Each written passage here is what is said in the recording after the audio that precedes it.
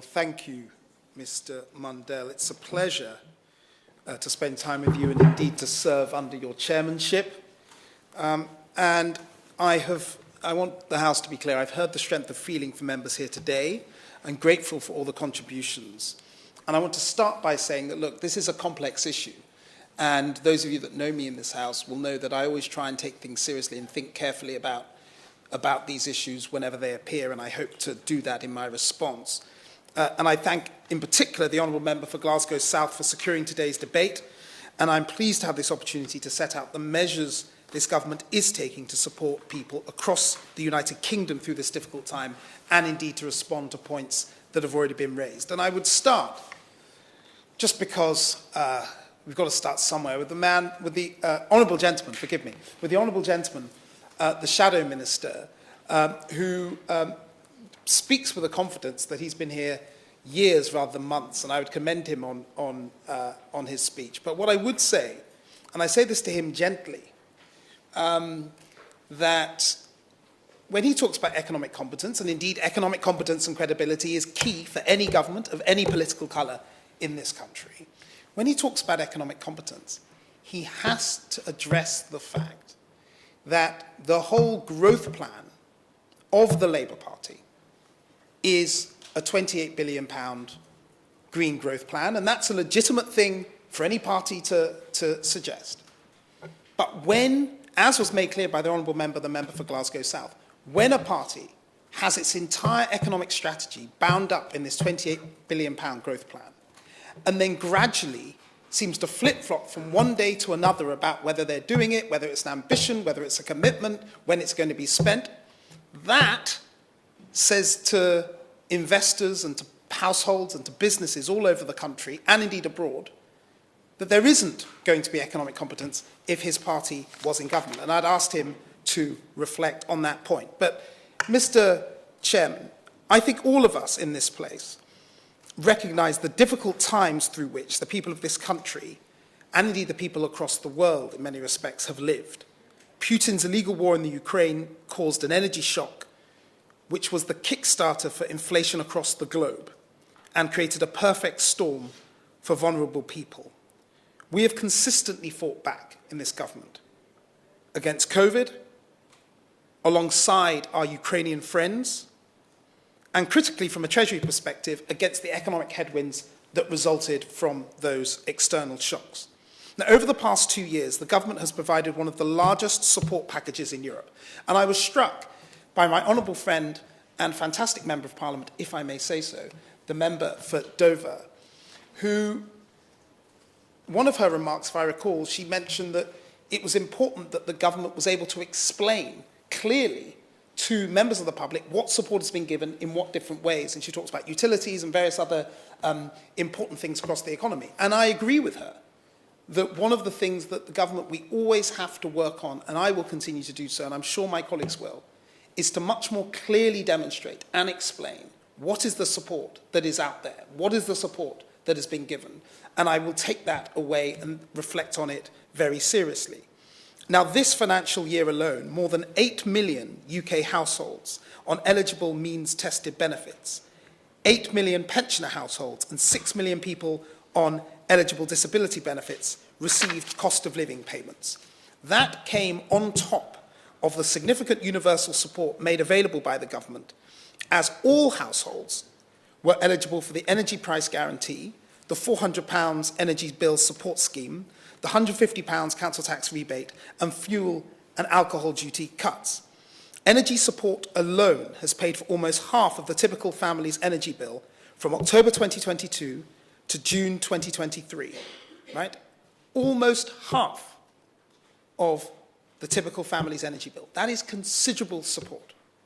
It is in part thanks to these measures and strong labour markets delivering robust wage growth that growth and real incomes here have been stronger than expected in a year before. And I know the Honourable Member, the Shadow Minister, talked about growth and wages, and I want to address him precisely on this point. Aggregate real incomes have outperformed expectations, both from the OBR and independent forecasters, and we are now 1.4% above pre-pandemic levels. In per capita terms, between 2010 and 2022, real incomes have increased more in the UK. This is real incomes after inflation have increased more in the UK than in certain major European economies, our competitors. For example, both France and Italy. Wages now are rising at a level ahead of inflation, contrary to what the Honourable Member for Rutherglen and Hamilton West said. Though we have been through a very tough time, and indeed I do not minimise the difficulties that have occurred, and indeed I'll talk about more of those throughout the rest of my speech, but we are now at a point where the economy is turning a corner, and wages are now growing at a rate faster than that of inflation. I thank the Honourable Member for that point, and I haven't seen the report, but to take what he has said as read, the reason why since the financial crisis, 2008-9, economic growth, trend growth in all the Western world, particularly in Europe, is down on where it was before the financial crisis, is due to the financial crisis. And indeed, it is this government in 2010 that had to spend years clearing up the mess left by the Labour Party when they're in office. And that is why, that is the core explanation for that difference that he describes.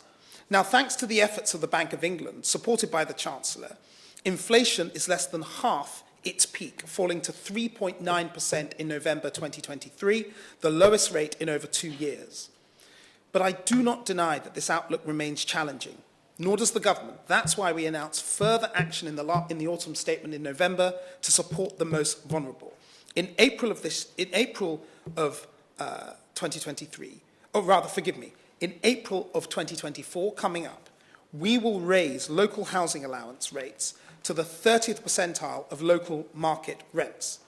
This will make 1.6 million low-income households better off, with an average gain of £800 in 2024-2025 financial year. We will also uprate all working age benefits in full for 2024-25 by the September 2023 CPI figure of 6.7%. Now, why am I being very precise about that? Because this is 3 percentage points higher than forecasted earnings for 24-25, and that will help support the most vulnerable whilst inflation continues to fall.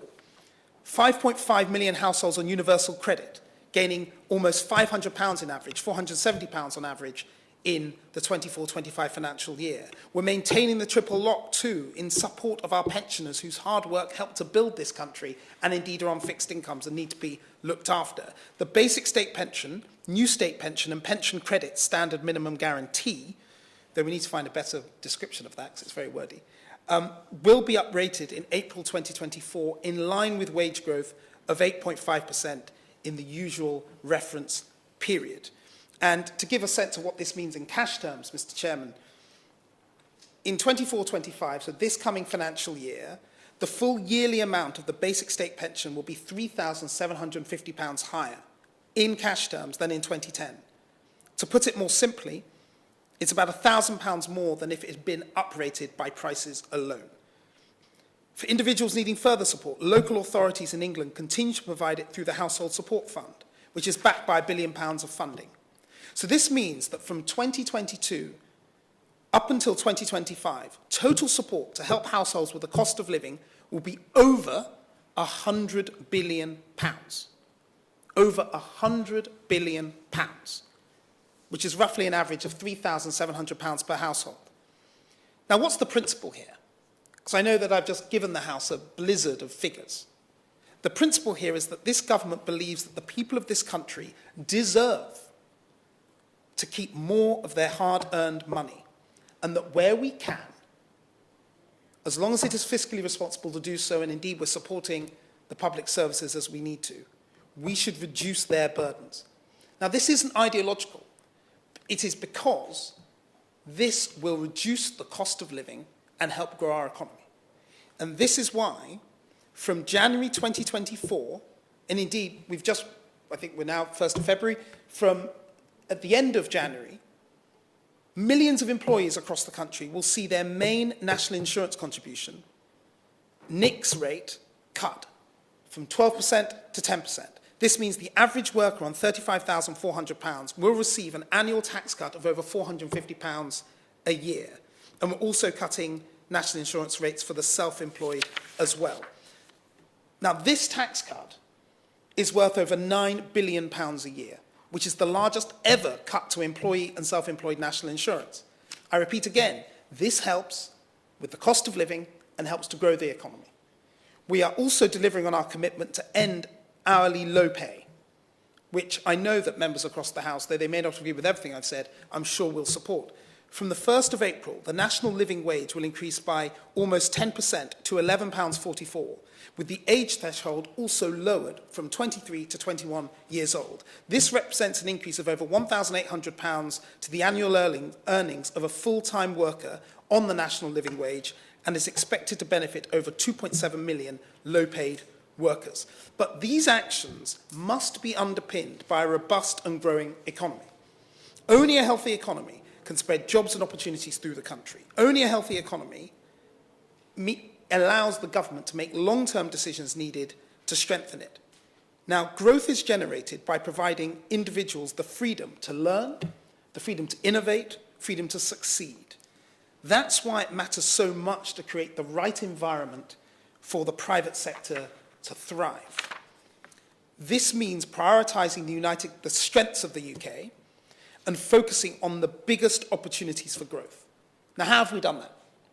We've done that at the autumn statement, in which the government set out plans to drive growth and productivity, which are estimated by the independent OBR to increase business investment by £20 billion per year in a decade's time. The OBR also estimated that the autumn statement will increase real GDP by 0.3%, that one fiscal event. Key elements of the package include a new £2.5 billion back-to-work plan, which, in combination with measures from the spring budget last year, the OBR think will add around 200,000 people to the labour market. And in fact, I want to, the Honourable Member for Glasgow South brought up the point about immigration and numbers and people and population. And I think it was an interesting point. And what I would say to him is that though one can always have a debate about the right level of migration, and to some degree it depends on the nature of your economy and what gaps you need filling in the workforce. But I think we can all agree that the primary aim of any government should be to improve the prosperity of the people who are here, and to do that by strengthening the economy. But what we should not do is have an ideological position, which is any fixed number of high levels of migration is inherently good, because what we actually need to do is make sure that we have the right level for what our economy actually needs, and that should be the focus, should be the focus of our debate. Now, making full expensing permanent, which represented a tax cut to companies of over £10 billion a year, meaning that companies can invest for less, something that more than 200 businesses and trade bodies have called transformational for business investment, is another example of this government taking a long-term approach.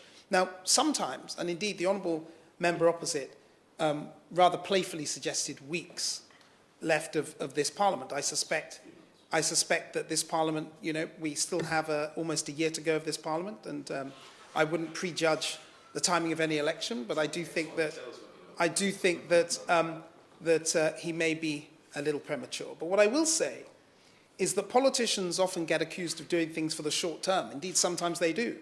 But nobody can accuse this Chancellor, this government, of acting in that way. Full expensing, a tax cut to businesses to improve their productivity over the long term, worth about £10 billion a year.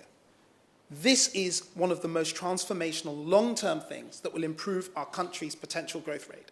And I think that is a very good example, indeed, to the many other things that I'm talking about, which underpins a strong, growing, robust economy, which allows us to provide the support for the vulnerable that I started my speech describing. Indeed, we provided over £4.5 billion in funding for the UK's strategic manufacturing sectors.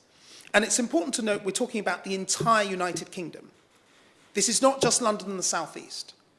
We're thinking about the entire United Kingdom. This is why we used a combination of a local growth policy and national economic policy, taking into account the inequalities that do exist, and I don't deny that, at all levels of decision-making to underpin our approach to tackling these inequalities. Now, according to the DLUC department, the UK government provided a package of cost of living measures worth £7 billion in Scotland, more than £3.5 billion in Wales, and more than £2 billion in Northern Ireland to help households and businesses to weather the impact of soaring energy prices across 2022 to 2024. I'm reminded of the Honourable Lady for Dover's point about a single government department and whether that was responsible for housing and household costs. Now, I don't think that we're now going to do a reorganisation of government again. But what I would say is that the Treasury works very closely with the Housing and Communities Department. My officials and indeed the ministers work very, very closely. And I'm very happy to hear any ideas from her as to how we can do that more effectively. But I think it's also important that we don't spend too much time working out how to reorganise departments and focus really on the issues at hand. And I thank my honourable friend for that remark. And indeed, I'm very happy to think about this and consider it more deeply in relation to how we make sure that, whether it be at a regulatory impact, whether it be at national policy level, whether it be legislation in this House, we're focusing on achieving the right outcomes for the right people at the right time. And I think that that's what I give her that commitment today. Now, all households in Scotland, Wales, Northern Ireland and England were provided with support, but poorest households gained the most. The average level of support was also most generous in devolved nations compared to the UK average. Alongside this, we've announced a comprehensive levelling up strategy that not only addresses the immediate challenges, but lays the groundwork for sustained prosperity. As part of this, we are continuing to support local growth through funds like the £2.6 billion UK Shared Prosperity Fund and the £3.2 billion Towns Fund. The Shared Prosperity Fund empowers local leaders who know their areas best so that they can take the actions that best meet the needs of their local labour markets. And indeed, in addition, the Refocused Investment Zones programme will catalyse high-potential knowledge-intensive growth clusters across the UK in our key future sectors, bringing investment into areas that have traditionally underperformed economically. And I come back to the Honourable Member for Glasgow South, and if I were to take his three watchwords, which were prosperity, fairness, and resilience. And he expressed uncharacteristic pessimism that these would be addressed indeed by this government or in the coming weeks and months of this Parliament. I want to make the case to him to take those three. In relation to prosperity, I mentioned full expensing, I mentioned the tax cuts on national insurance and various other measures supporting all regions of the UK, and that is designed to build the long-term prosperity for our economy, indeed dealing with our economic weaknesses and building on our strengths. In relation to fairness, I think I've comprehensively set out so far today the support that's been given to the most vulnerable and indeed to a majority of households as well. And that is done in order to be fair. And he mentioned resilience. And though I shouldn't stray out of scope here to go to other policy areas, I do think that the fundamentals for resilience are about having a robust, sustainable economic growth strategy that over time will increase the growth rate of our economy. And that, upon that foundation, everything else is based. In conclusion, Mr. Chair, these measures are a clear demonstration of our government's unwavering commitment to promoting living standards and supporting households up and down this country. We firmly believe that the key to a prosperous future lies in creating opportunities for everybody. The boost to the national living wage, the historic reduction in national insurance, are powerful tools in driving employment and improving living standards. And by putting more money into the pockets of hard-working people, we're not just bolstering their financial well-being, but we are fueling economic growth. As always, we need to balance support for households with fiscal sustainability And as I've said, the economic position remains challenging. Inflation has more than halved, but it remains still too high. It's not at our 2% target, and we're not complacent about that, which is why the government remains steadfast in our support for the Bank of England as it acts to reduce inflation. Our long-term objectives are crystal clear. Increasing prosperity, improving the long-term growth rate of our country, improving our resilience, levelling up every corner of this country and fostering sustained economic growth. It is through these robust economic policies that we lift communities, create opportunities, enhance the quality of life for all of our citizens. Now, our commitment to growth is not about numbers in a spreadsheet. It's not for the short term. It's for the long term, tangible improvements in living standards that result from a thriving economy. We continue to keep all options under review as we take tough decisions to drive down debt and inflation and increase our prosperity. Now, these are complex issues that affect all our constituents, wherever we call home. And I thank all members for their constructive contributions to today's debate.